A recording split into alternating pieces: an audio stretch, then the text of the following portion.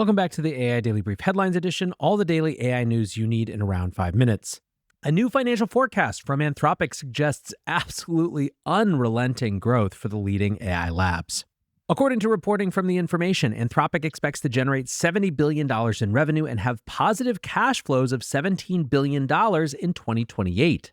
Now, last month, Reuters reported that Anthropic was on pace for $9 billion in ARR by the end of the year. That report noted a revenue target between $20 and $26 billion had been set for 2026. Digging into line items, Anthropic expects API revenue to reach $3.8 billion this year, more than doubling the $1.8 billion most recently forecast by OpenAI. Claude Code itself is now generating $1 billion in annualized revenue, which is more than double its pace from July. Now, for many, the report is a big validation for Anthropic's strategy of pursuing foundation models, the application layer, and direct partnerships with enterprise customers all at the same time. Anthropic has signed a number of large partnerships in recent months, including org-wide deployments for Deloitte and Cognizant for hundreds of thousands of seats. On another front, the numbers suggest that Anthropic might have a big fundraising round coming soon. Their last fundraising was completed in September and valued the company at $170 billion. Sources suggest the next round would target a valuation between $300 and $400 billion. Now, to the extent we can extrapolate this level of growth to the sector in general, it's certainly a positive sign for AI being a boom rather than a bubble. OpenAI reported $13 billion in ARR in October, but Sam Altman recently said the figure is now well more than that.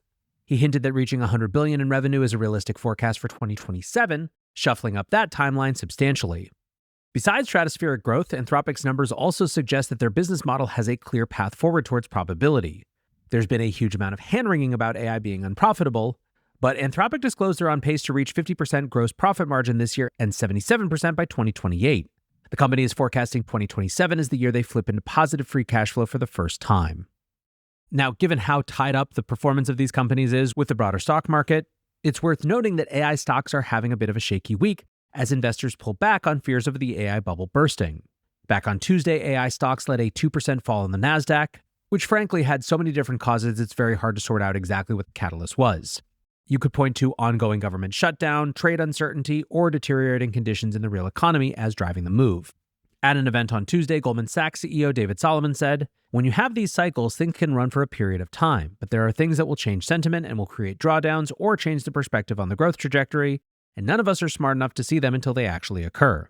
Morgan Stanley CEO Ted Pick had a similar view, commenting that we should, quote, welcome the possibility that there would be drawdowns, 10% to 15% drawdowns that are not driven by some sort of macro cliff effect. Still, many are expecting a macro cliff and a total collapse of AI stocks that mirrors the end of the dot-com bubble, despite all the evidence of all the ways that it's different. And while Wednesday saw a stabilization for AI stocks, the balance of risks has clearly shifted. Andrew Schlossberg, the CEO of Invesco, said, "There is some point where we will be probably closer to a correction than we are to a 10% or 20% rise up from here." One of the interesting stock moves this week was Pinterest, with investors seemingly running out of patience with AI hype. The stock fell by 21% on Wednesday after guidance came in weaker than expected. Pinterest also warned of softer ad spending linked to tariffs, yet during the same earnings report, CEO Bill Reddy said, "Our investments in AI and product innovation are paying off. We've become a leader in visual search and have effectively turned our platform into an AI-powered shopping assistant for 600 million consumers."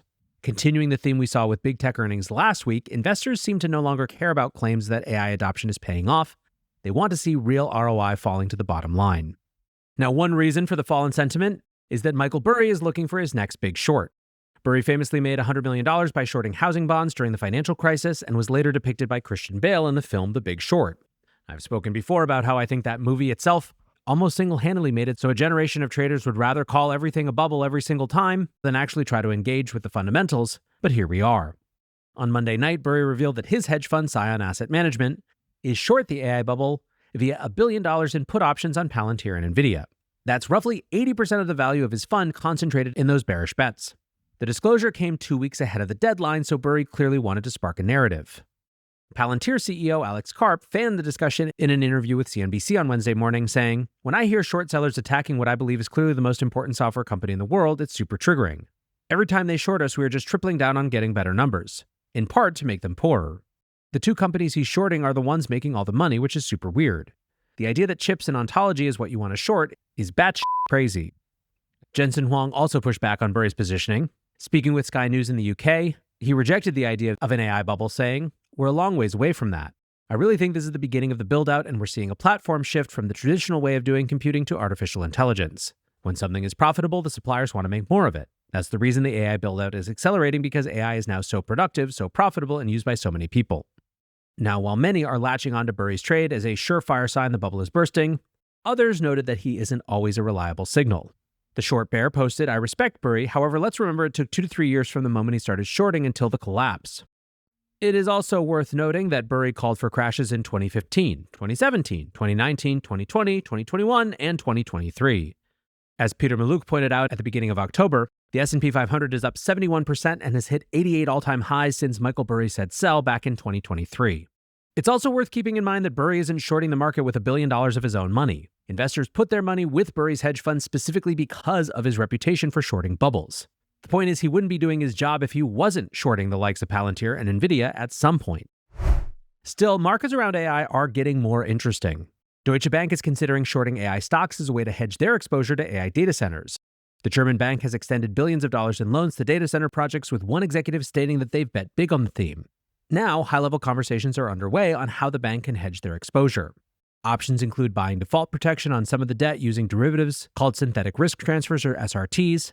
They're also reportedly looking to simply short a basket of stocks associated with AI.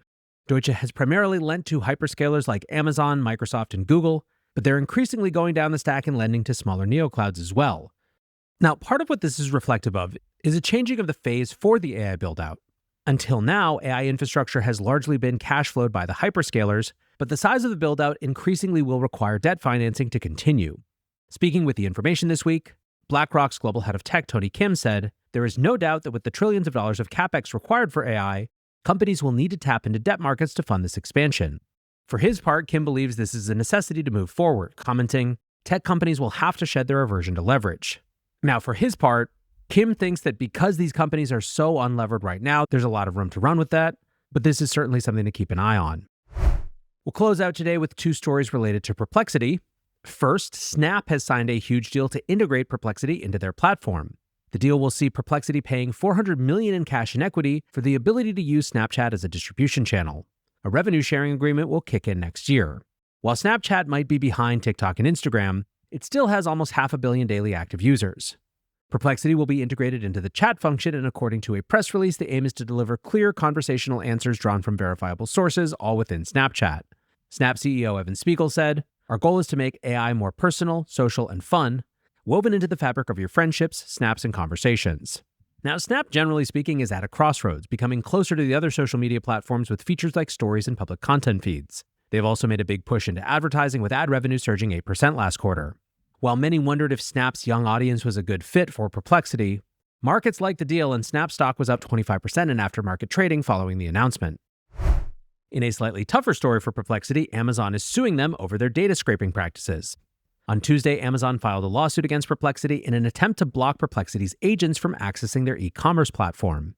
Amazon reportedly laid out their complaints in a cease and desist last Friday. They claimed that Perplexity's web crawlers failed to identify themselves as associated with an AI agent. Perplexity fired back this week in a blog post called "Bullying is Not Innovation." They wrote, "For the last 50 years, software has been a tool, like a wrench in the hands of the user. But with the rise of agentic AI, software is also becoming labor, an assistant, an employee, an agent. The law is clear that large corporations have no right to stop you from owning wrenches. Today, Amazon announced it does not believe in your right to hire labor, to have an assistant or an employee acting on your behalf. This isn't a reasonable legal position. It's a bully tactic to scare disruptive companies like Perplexity out of making life better for people." Amazon noted that third-party agents from other companies identify themselves as such, writing in a response blog post, "We think it's fairly straightforward that third-party applications that offer to make purchases on behalf of customers from other businesses should operate openly and respect service provider decisions, whether or not to participate." They took it a little further in their lawsuit, writing, "No different than any other intruder, Perplexity is not allowed to go where it has been expressly told it cannot. That Perplexity's trespass involves code rather than a lockpick makes it no less unlawful." Now, the dust-up is interesting, of course, not as some psychodrama between 2 tech companies, but as a preview of a broader fight around agentic shopping. Multiple labs are preparing to let agents loose on this year's Black Friday sales, but Amazon, as the largest e-commerce platform, can currently shut everyone down with the flick of a switch. So chalk this up as a skirmish in a larger battle. For now, though, that is going to do it for today's headlines. Next up, the main episode.